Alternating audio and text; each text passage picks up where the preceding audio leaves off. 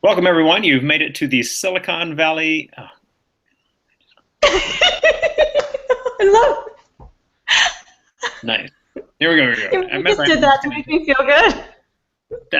that's awesome. Start again. All right. Okay.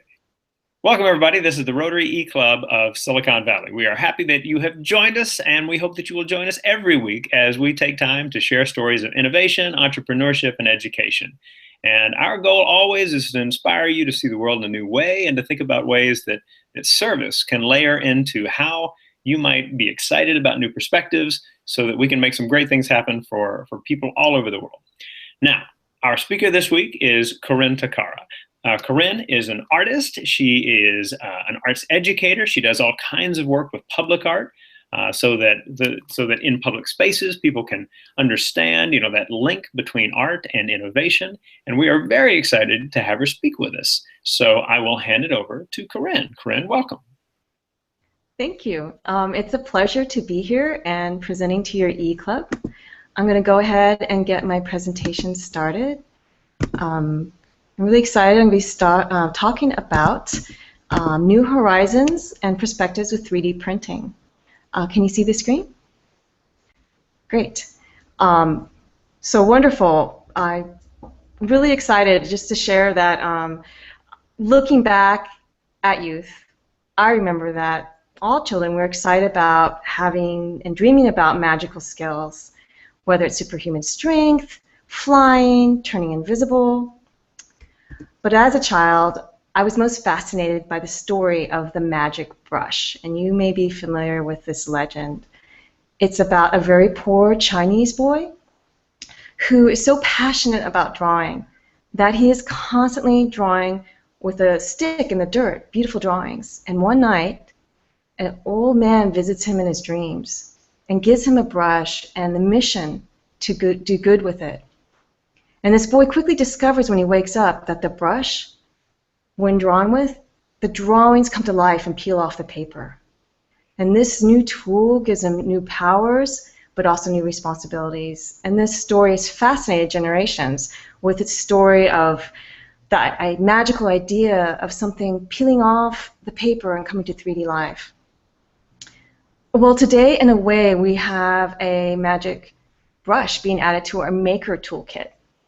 3D printing can be seen as that magic brush, a modern-day version of it, as it takes students' ideas off of the computer screen and places them physically into the students' hands. 3D printing and innovative design challenges are empowering students to be creators who see themselves as contributors to a broader community outside their school walls. And they're seeing themselves as shapers of their own learning journeys. Students are designing and making new dice that are multi-layered to try to make math more engaging. Students are designing and making Rubik's Cube spheres that are really they're designed for the blind. Students are designing and making for their own healthcare situations, such as this nebulizer 3D printed dryer. It helps air dry your nebulizers. Students are designing and making for their own work situations. So this particular teen designed a swing down wheel for his work, where he worked at a shopping center and wanted to find a way to make it easier to push these very heavy electric carts back into the stores. Students are designing and making for things they don't experience but imagine, such as astronaut needs. What might they need in space? Students are designing and making components for crowdsourced projects that are showcased at fashion weeks across the world. And students are reflecting in art on our societal and environmental needs. Well, perspective is everything, and when we look at things from different angles, not only does our understanding change, but so do our questions. And as these examples I just showed attest to, students are asking their own questions and answering them from different angles. 3D printing is really enabling students to be drivers of their own questions and to kind of anchor into broader communities through STEAM design challenges that invites him to integrate many different learning strands. Well, how do we get kids into CAD design? How do we get into design for 3D printing? Well, it's free. There's many CAD tools out there that teachers can either download, or they are cloud tools. So here I just have a few smattering of tools that are accessible and are free. And in the center, I have here the Autodesk Project Ignite, which is a wonderful site for educators, students, and parents to learn different CAD tools. There are lessons at this particular site. It's very useful. There are many online communities where students can participate and feel a part of a larger community, and also share their designs and print them. So if by chance, like most of us, you don't have a 3D printer, you can have them printed by a company such as Shapeways, or the online community 3D Hubs, and more by libraries. Locally, we have the Sunnyvale Library, the Mountain View Library, and just recently the San Jose Public Library System offers 3D printing. And just this past January, a report came out saying that we have 250 libraries across the nation that offer 3D printing to their patrons, and that number is growing. Libraries are envisioning themselves as maker sites, as places people can go to 3D print, and this is wonderful for students. A growing body of innovative design challenges specifically for students are emerging, and these center around 3D printing, and these are just an example of some of them.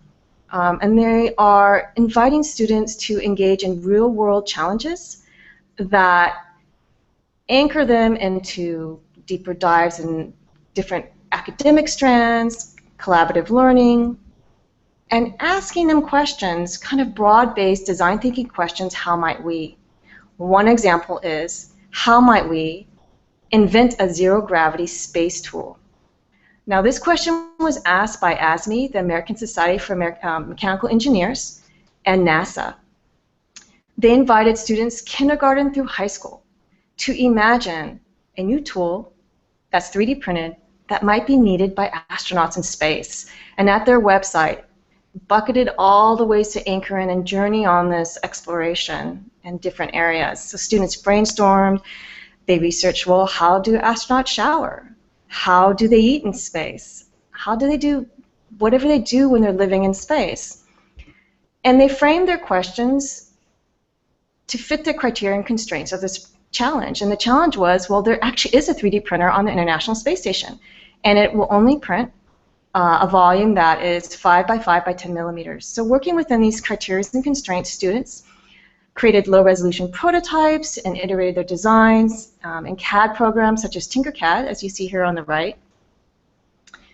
And it resulted in submissions by students from across the United States, and there were over 400 submissions last year during the academic school year to the first challenge, which was a space tool.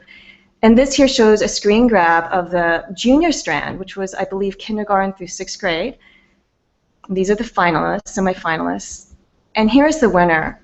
The winner was Sydney Vernon. She's a 6th grader in Bellevue, Washington, and she designed a space planter. And I want to share with you what she wrote with her submission. So she said, "This is my 3D designed space planter tool. It would be used to grow plants on the ISS while being really water conservative. First, put the disc into the mouth of the creature. Tie a string to each of the ears and dangle them down through the hole in the disc into the lower part of the monster. Fill this lower part with water, fill the top part with dirt, and plant a seed. The plant will actually suck up any water it needs from the 2 strings dangling into the water. So it is very water conservative. Also, it looks like a cute monster." I just think this is a wonderful design, and it is all the more powerful example that she had no prior CAD design experience, and neither did her teacher when she began this journey. Here are examples of the 10 semifinalists for last year's contest, and this is all about 3D printing and finding your own solutions. The one that I really liked in the teen category was a student that created a print-on-demand finger splint, and many of the teens researched what was the highest rate of injury in space, and they did this on their own and individually, and it turns out that finger injuries are the most frequent injuries. So what a brilliant idea to print these on demand as opposed to make these part of a payload that goes up to the space station. the 3D printer in space just launched this past year. And so the fact that students are engaged in this conversation about 3D printing in space at the beginning of 3D printing in space really empowers students to see that they are part of this journey and part of the future of science. Well, ASME and NASA wanted to know how students felt about going along on this journey, and this is something that one of the students who participated said. And I know the text is really small, so I'm just going to read the highlight here that for this girl who was in 5th grade, building models for me helps me think and figure things out. And that it was fun because it combined science, design, and engineering. So imagine a school where every student is excited to think and figure something out new, to build models, and to learn through models. If a child is prompted to think and is excited about that, something is right. Now, is it going to take billions of dollars to train teachers how to use CAD tools and buy 3D printers? No. For this particular challenge, you didn't have to print anything. You just sent the file. In addition, many of the students and teachers who participated in these challenges, and there have been 2 challenges so far, many of them had no prior CAD experience. To give a very dramatic example, there was a school in Texas where one kindergarten teacher engaged 70 students, kindergarten students, in this design challenge. Well, this teacher had no prior CAD experience, and her 4- and 5-year-olds had no prior CAD experience, but they all went on this journey. I personally have seen how exciting this journey is for students. Oh, I can't get my arrows to go. There we go. Let me go up one more. As I teach a camp for youth in the summer in East San Jose, it's a 6-week art and design thinking camp. And in this camp, one of the things that students do is design in CAD. And the excitement and joy on the students' faces is really exciting to see. It's really something magical for them to create something on the computer, see it on their screen, and then to physically hold it in their hands. It's just this aha moment. It makes it real, it makes it tangible. Well, how might we, another design thinking question, how might we design a better food system? This is a huge question that can be anchored in from many different angles. And the Biomimicry Global Design Challenge invited the global public to engage in this question this past year. I'd like to highlight this when talking about 3D printing, because 3D printing technology enables fabrication in a way that's impossible with other fabrication methods. And it enables us to truly mimic some structures of nature that cannot be fabricated in other ways. So engaging youth in these conversations and anchoring it to biomimicry is a very wise idea. In this image here, they've kind of highlighted containers, possibly as one of the areas to anchor in on this food system. It can be about transport, it can be about food waste, but eggs are a waterproof, breathable container, something to think about. When engaging students in this question, how to improve the food delivery system, the site Ask Nature is very useful. At this site, you can type into this little dialog box in the middle, how does nature protect fragile items, such as eggs? And the site will give you a list of articles about different approaches that will help facilitate questions in the students, such as, well, how does a Brazil nut tree create seeds that survive extreme falls? How do diatoms create silica shells to protect their fragile insides? How do plants protect pollen? And students can create informed designs based on their research. At a middle school in Berkeley, Black Circle Pine School, students have scanned eggshells, kind of going back to that image of the egg, under electron microscope, and then 3D printed it very large in order to look at that structure, the internal layer of the shell and the external layer.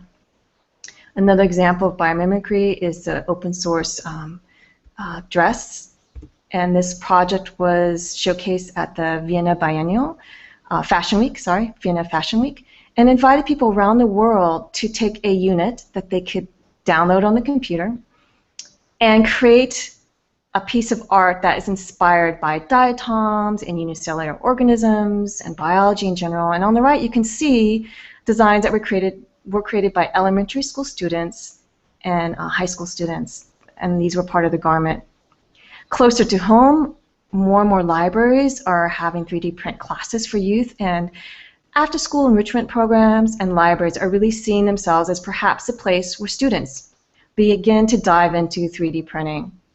Last fall, I created a workshop for youth at the Dr. Roberto Cruz Library in Allen Rock, San Jose, and it was the first 3D printing workshop for teens in San Jose through the library system.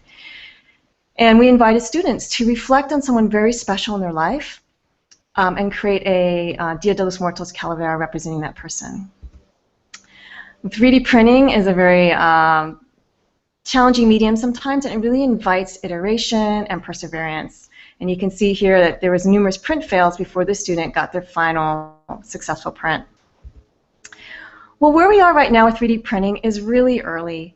And I like this image. It represents 3D printing in a couple of ways to me. The girl looking off in the distance is looking into the horizon of 3D printing. In the future, very short horizon, we're going to have cheaper printers, faster speeds, multi-material printers, embedded circuitry printing, and even 4D printing, in which the prints change shape over time. But we really are like this girl here drawing with a stick in the sand. We're at the beginning of consumer access and consumer 3D printing tools. But what makes 3D printing magical is how it is empowering students to see that they have a voice in driving where 3D printing is going and innovation is going.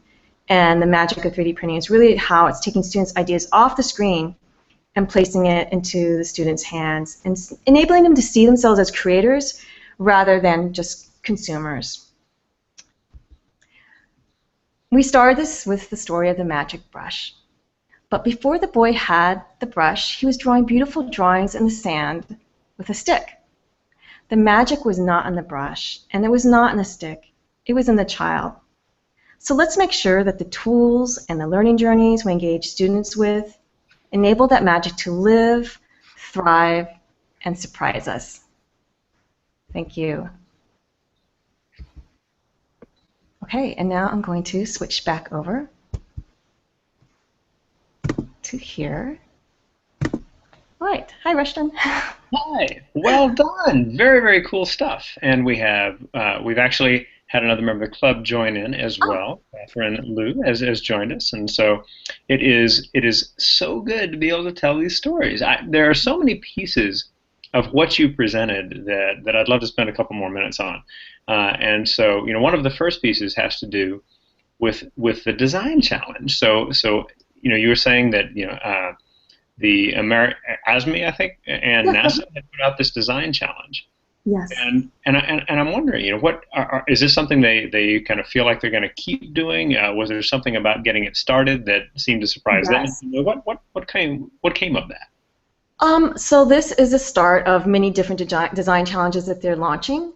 They also have ones for professionals. This particular one had a summer strand as well. So the summer one was to design a space container. The reason NASA is reaching out so much to the American public in this way, especially to youth, is that they do not have the funding to go to Mars. They don't have it.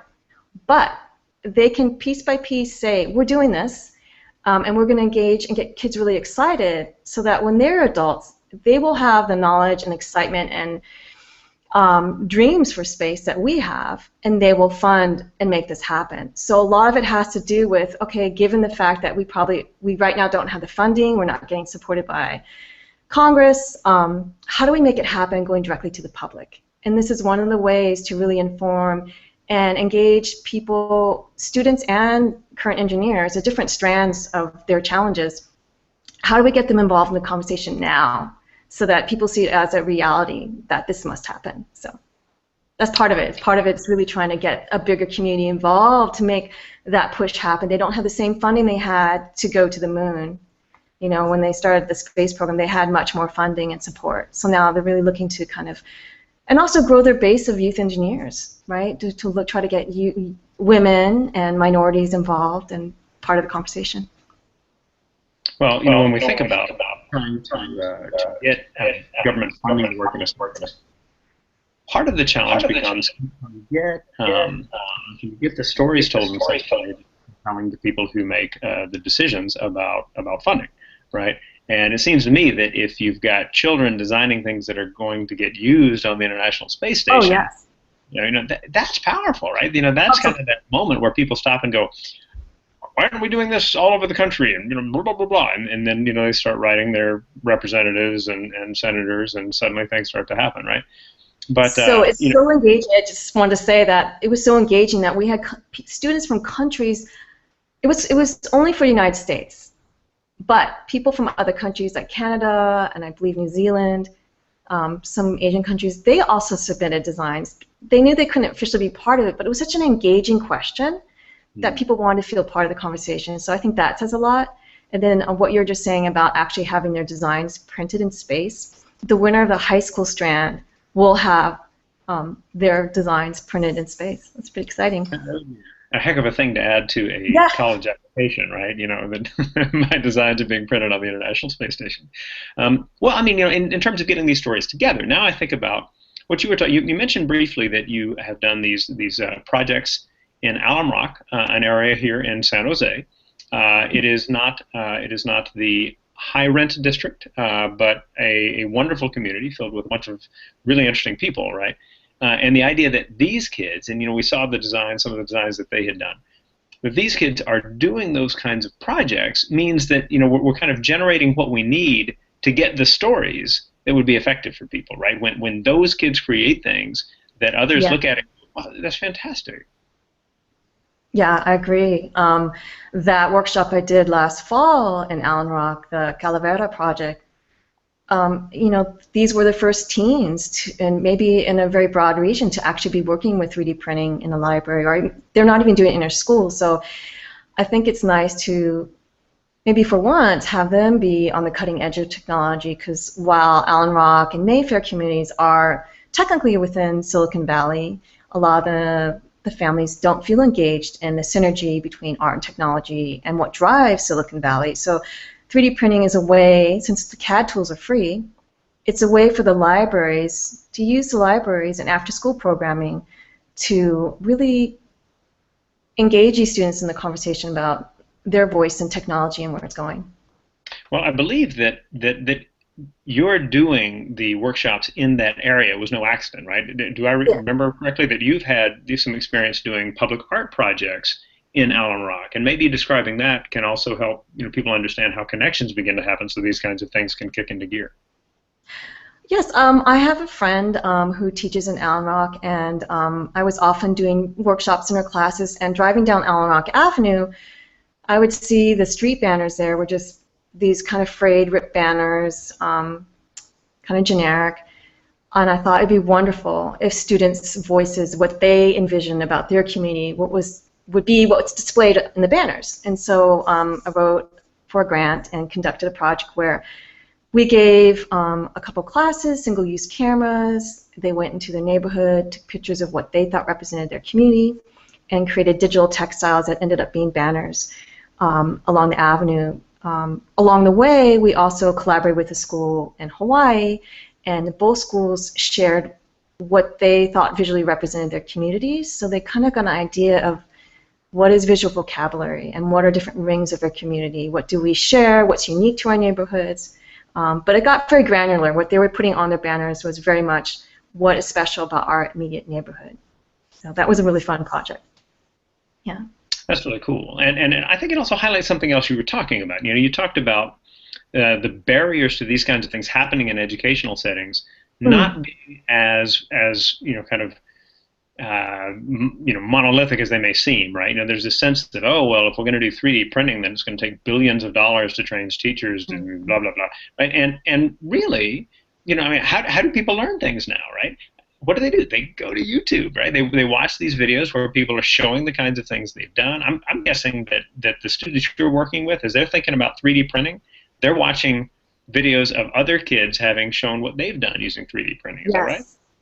Yes, and I also think that the library really is, in these communities, is the learning place. A lot of students do not have computers at home.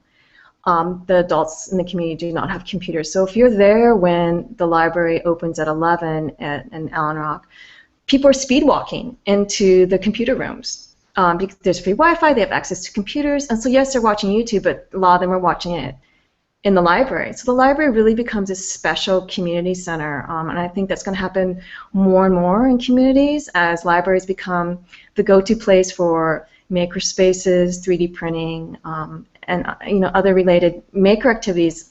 A lot of it's not happening in the schools. It will be first starting in library settings, which I think is really exciting. Absolutely. I mean, it means that there is a community level to innovation that should be a part of the engagement, right? Yeah. Where communities are saying, oh, look what our children have done. Look what this retiree created, and now is being used in these places. And that's exciting stuff. Well, yeah, and I think you highlighted something really important there, saying multi-generational, because in schools, in education, we're very siloed by age range, and I found that doing the 3D printing workshops, I had adults coming in begging to be part of the project. It was for teens, and I was like, sure. So we had a very wide range of participants, and actually I think it's richer that way. People start talking, and when you're designing among people of different ages, you have different conversations, you have different discoveries, and I think that a library is a great setting for that. Well said. Parents everywhere are so desperate to have experiences that they share with their children, right? I mean, they'll kind of inflict all kinds of kind of moments on children, like, okay, kids, we're going to now do this. Kids are like, oh, God, right now. And if it's something that they're both excited about, where essentially they're both getting that chance to pick up the magic brush, I mean, that becomes the moment that they really share. And maybe not because it was engineered by one part or the other, but because it really is something where they learn together. That's exciting stuff. That's so well said. Yes. Well, thank you so much. I mean, these kinds of presentations are the kinds of presentations that allow people to stop and say, in our community, we should have those kinds of opportunities in our library. In our community, we've got frayed street banners, or this or that, and and they talk to people, and suddenly they find out, yes, there is a state fund or a provincial fund for for kind of public art projects, and they can make all these kinds of things happen, right? So I hope that thought is very much in the center for our members and guests who have joined us for this week's program. So I want to thank you, Corinne. I'll give you the chance to kind of give a last word on that, right? I want to thank Catherine for joining in as well. I want to remind all of our members that this week being the week that this is actually a part of the program, or part of the meeting, is the week where if I'm thinking of this right, where on Saturday we're taking part in the school supplies drive that member Heather Shaw is making happen. So make sure that you're kind of involved in that, like we're trying to get everybody to be part of, whether it's bringing things in and taking part in that wonderful day. You'll see information. You'll have seen it earlier in the meeting, so all good there. And then also that you'll just think in terms of taking part in what we're doing each week. We ask you to do a number of things: to read and watch the information we put forward, to watch these programs, to be inspired by these people who have all of these wonderfully cool things to share, and then afterwards to follow the links that are under the video piece of the meeting. So you'll see some links to learn more about Corinne's art and about 3D printing, and just some different links that'll take you so that you can learn more if you want. And then under that, there's the I attended survey. We want everybody to fill that out because we just want to know who comes and joins us, right? This is our chance to get to know you a little better. And if you're a visiting Rotarian, make sure to do that, because the resulting email is something that you can turn around. Corinne, let me do this for you real quick. So there you go. So the resulting email is something that you can turn around and pass along to your club secretary so that it can be a makeup for a missed meeting. Because in a world of very cool online Rotary meetings, there's no need ever to miss a week of Rotary again, right? There you go. Finally, at the bottom, there is the Discuss section, DISQUS. In that section, we ask people to share their thoughts. What is it about this program, about other elements of the meeting that struck you as fascinating in one way or another? Share those ideas, and then that way, we can begin to kind of work with each other on those ideas. What can that generate for us? What can we make happen? We talk about 3D printing. We're talking about making things happen, and this is a part of how we want to see Rotary think about its possibilities, as making the conditions right so that people can make great things happen. So with that, I am going to ask Corinne to share any last thought that she might. Let me unmute you there. Right, so that, and actually I'm Don't know that I'm doing it right. So let me see. Corinne, what I'm going to ask you to do is, do you see if you hover over you got it? Okay, so your thought, go. Yeah, I just want to say that this is great what you all do, and just to keep focusing on ways to engage youth in innovative projects that make them feel connected to the community, whatever the technology or no technology involved. But it's really about all of us feeling connected to everyone else. That's what it comes Absolutely. down to. Yeah. Wonderful way to finish our program. Thank you very much. And everybody, we hope we will see you again next week at the Rotary eClub of Silicon Valley. Let people know we're at siliconvalleyrotary.com, and we always welcome your joining us. Thanks again. We'll see you soon.